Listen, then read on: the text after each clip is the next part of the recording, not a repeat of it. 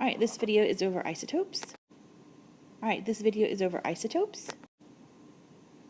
Isotopes are the same element with a different mass number, and isotopes have a different mass number because they have different numbers of neutrons. So this is the neutral atom that's found on the periodic table. So if it's different from 16, if the mass number is different from 16, or whatever it is on the periodic table, then you know the number of neutrons has changed.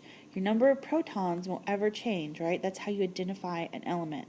So you can't ever change your protons. So here we've got 3 isotopes of carbon, and you have to be told by the mass number or writing it like this that it's changed. And so if it's changed, look, we didn't change the protons, we know the number of neutrons has changed.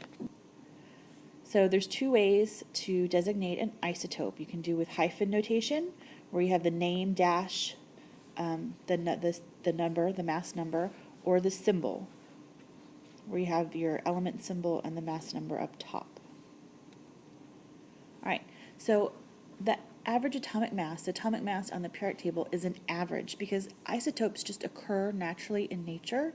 So we take a sample and we find the percent abundance of each occurring isotope. So this is the equation that you guys will use, average atomic mass. So this is what is found on the periodic table. You take the mass number times the percentage of whatever isotope is found, plus the mass number times the percentage of the second isotope, and if you have a third one, it'd be plus the mass number times its percentage, and on, depending on how many isotopes you had.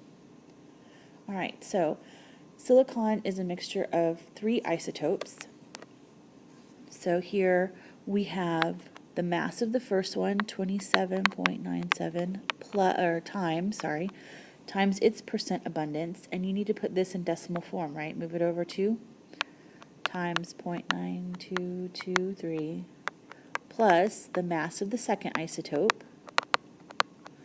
times its percentage, move your decimal over, plus the mass of the third isotope times its percentage.